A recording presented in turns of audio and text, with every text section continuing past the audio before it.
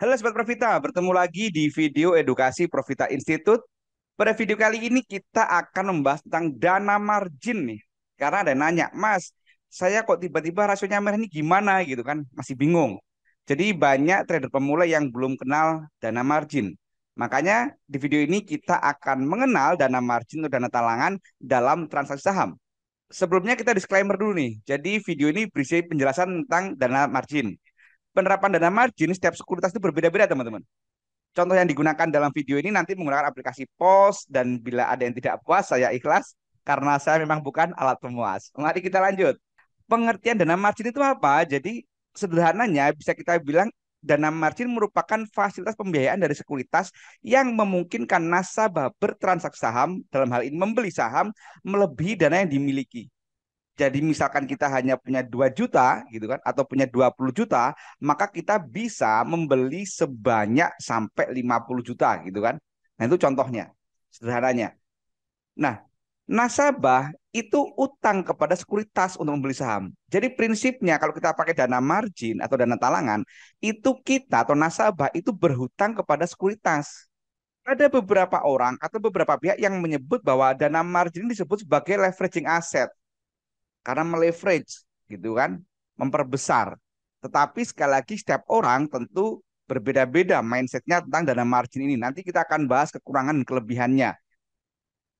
Kelebihannya apa? Yang pertama, kelebihannya jelas. Jadi kita itu akan mampu membeli lebih banyak daripada modal yang kita punya.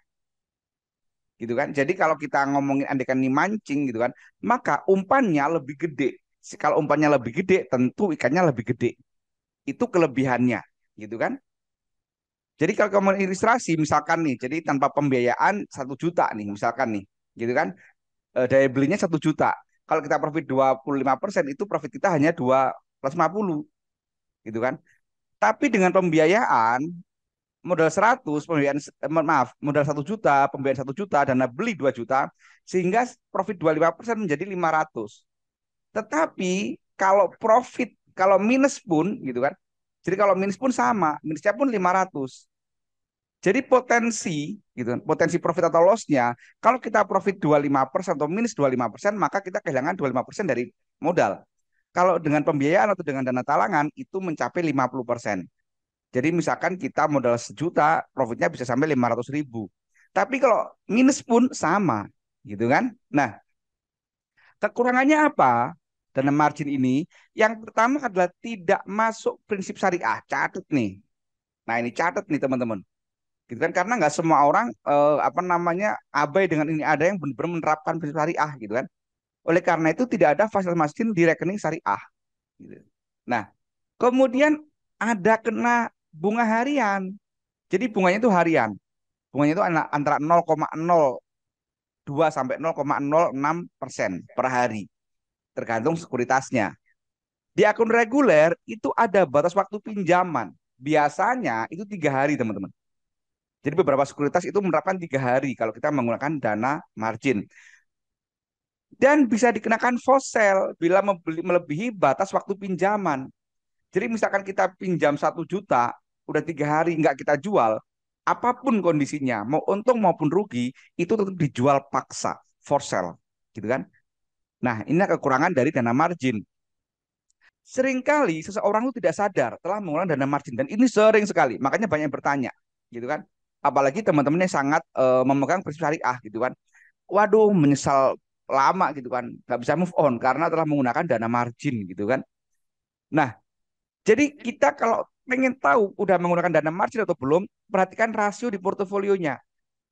Bila rasio berwarna merah, artinya telah menggunakan dana margin, gitu kan. Contoh ini, nah ini nanti teman-teman kalau di post ini ada rasionya sini. Kalau masih 11,10 berarti masih hijau, aman, gitu kan.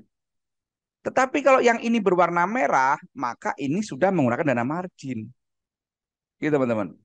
Nah, tips menghindari dana margin gimana? Yang pertama, sebelum belanja, cek dulu dengan mengklik all cash kalau di Panin. Nah ini, nanti di Panin itu ada menu all cash, teman-teman. Jadi nanti ketahuan di sini all cashnya berapa. All cashnya misalkan 56 lot, ya udah maksimal beli 56 lot, jangan lebih. Karena lebih dari 56 lot, artinya sesanya itu menggunakan dana margin. Nah ini di sekuritas di Panin ada ini. Jadi teman-teman bisa ngecek nih. Jadi sebelum belanja pastikan klik all cash dulu untuk ngecek nih berapa maksimal yang bisa saya beli, gitu kan? Nah, pastikan maksimal jumlah lot sesuai dengan all cash atau di bawahnya all cash, gitu kan? Nah, solusinya gimana? Wah, udah terlanjur pakai dana margin ini, padahal saya nggak mau nih, gitu kan? Jadi solusinya jual segera saham minimal senilai dana margin yang digunakan. Tidak dijual ya, gitu kan? Apapun kondisinya. Atau yang kedua, transfer ke RDN, transfer ke rekening dana nasabah senilai minimal dana margin yang digunakan juga. Dendanya menggunakan dana margin atau ini masuk kekurangan juga gitu kan. Kalau di akun reguler dana margin itu hanya berlaku 3 hari. Nah 3 hari gitu kan. Setelah tiga hari biasanya nasabah kena suspend buy. Nah ini repotnya. Jadi kalau udah 3 hari nggak kita jual, maka kita nggak bisa belanja. Meskipun gitu kan, kita kepengen ada saham yang bagus gitu kan, kita nggak bisa belanja. Kita hanya bisa jualan. Setelah jualan pun nggak langsung bisa belanja. Nah ini perhatikan teman-teman. Jadi kalau kita pakai dana margin, misalkan 1 juta nih, gitu kan, udah lebih dari 3 hari kena suspend buy. Pada hari keempat kita jualan 1 juta. Kepengennya langsung untuk pindah saham, nggak bisa. Karena ada sesi atau ada momen di mana kita kena suspend buy, nggak bisa belanja, gitu kan? Nah, kemudian pada hari keempat saham yang dibeli tadi akan dijual paksa bila belum dijual, apapun kondisinya, baik untung maupun rugi. Itulah istilah for sale, gitu kan? Itu kalau di pasar modal teman-teman. Oleh karena itu solusi aman untuk mengelola dana margin adalah yang pertama adalah membuka akun margin. Sekali lagi, kalau teman-teman tertarik dengan dana margin, sekali lagi ini nggak masuk syariah teman-teman ya, gitu kan? Jadi kalau teman-teman mau menggunakan dana margin yang aman, itu solusinya membuka akun margin. Karena dengan akun margin kita nggak ada for sale, nggak ada waktu 3 hari gitu kan. Kalau di Panin Sekuritas itu minimal setoran awal 200 juta, itu baru bisa menggunakan akun margin. Nggak ada for sale, tentu dengan batasan rasio tertentu, gitu kan? Nah, setiap sekuritas itu menggunakan bunga berbeda-beda.